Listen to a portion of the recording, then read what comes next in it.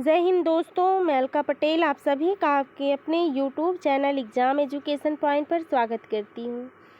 चंद्रयान 3 की सफलता के बाद इसरो के द्वारा भारत का पहला सूर्य मिशन आदित्य L1 को आज लॉन्च किया गया।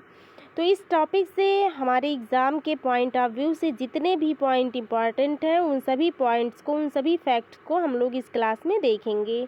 तो आप लोग क्लास को ध्यान से देखें और अगर अभी तक आप लोग चैनल को सब्सक्राइब नहीं किए हैं तो चैनल को सब्सक्राइब कर दें और क्लास को शेयर कर दें। तो चलिए हम लोग देर ना करते हुए अपनी क्लास की तरफ बढ़ते हैं। देखते हैं जो पहला सूर्य मिशन है आदित्य L1, ये भारत का पहला सौर मिशन है और आदित्य L1 को 2 सितंबर को सुबह 11:50 पर श्रीहरिकोटा के सतीश धवन स्पेस सेंटर आंध्र प्रदेश से लॉन्च किया गया। आदित्य L1 का जो प्रक्षेपण यान है या जो रॉकेट से लॉन्च किया गया वो PSLV XL रॉकेट से लॉन्च किया गया आदित्य L1 को। आगे देखते हैं। आगे दिया है कि इस मिशन का उद्देश्य क्या है। उद्देश्य पूछा है, देखिए यहाँ उद्देश्य देखते हैं, सूर्य को समझना।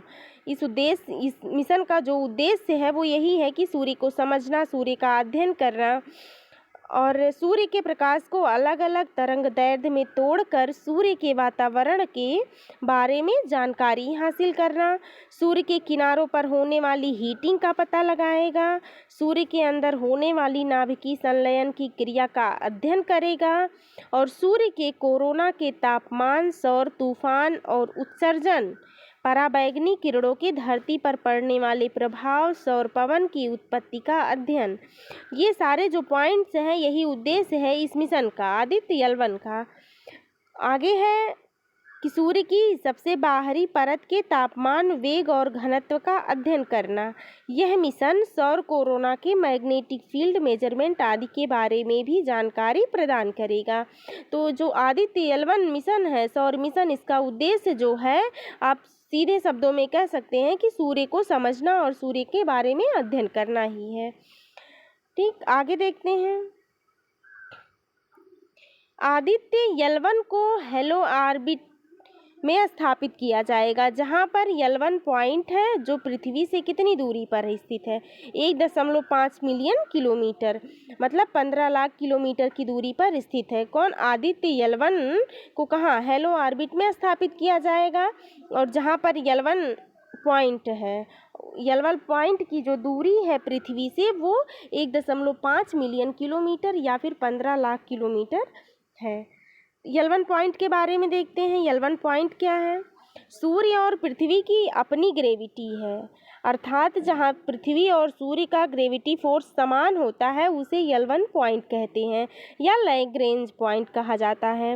लैग्रेंज पॉइंट का नाम इतालवी फ्रांसीसी गणितज्ञ थे जोसेफी लुई लैग्रेंज, उन्हीं के सम्मान में या उन्हीं के नाम पे पड़ा था।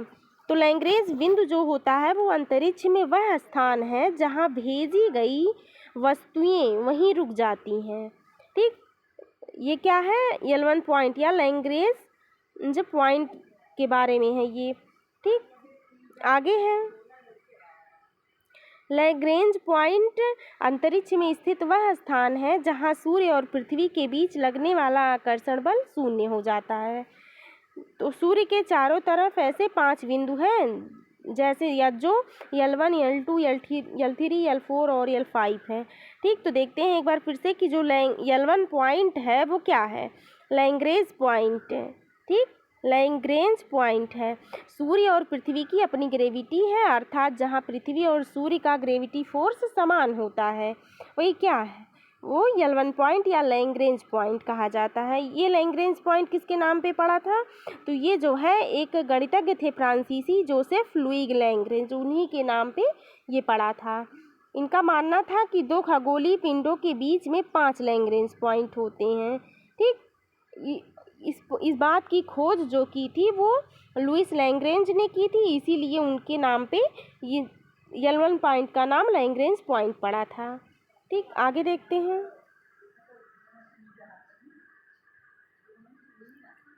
आगे दिया है पूरे समय सूर्य का अध्ययन करने के लिए L1 सबसे उपयुक्त पॉइंट है, उस पॉइंट पर ग्रहण का कोई प्रभाव नहीं पड़ेगा। इसीलिए आदित्य L1 को इस पॉइंट पर भेजा गया।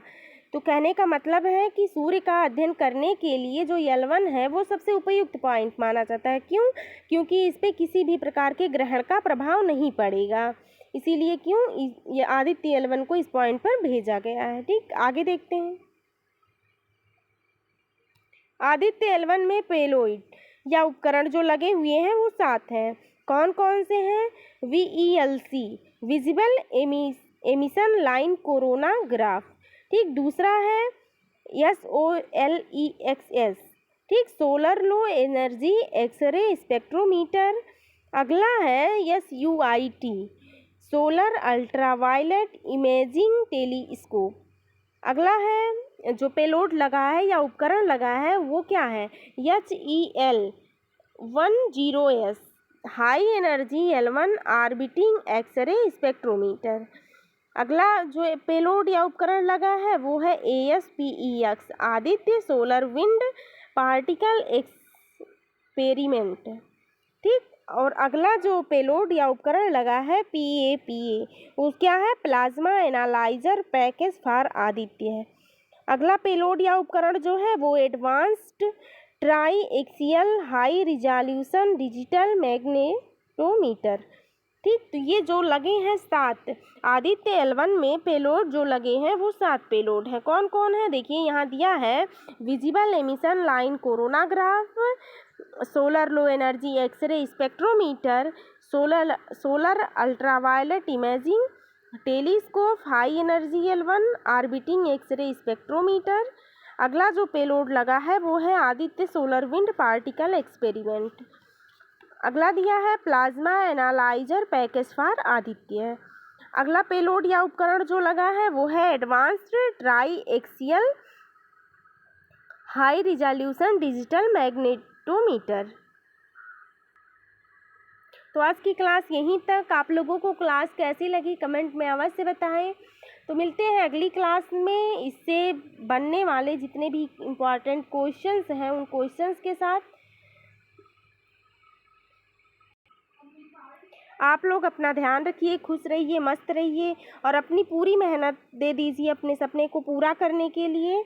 तो मिलते हैं अगली क्लास में इससे बनने वाले क्वेश्चंस के साथ। तब तक के लिए जय हिंद।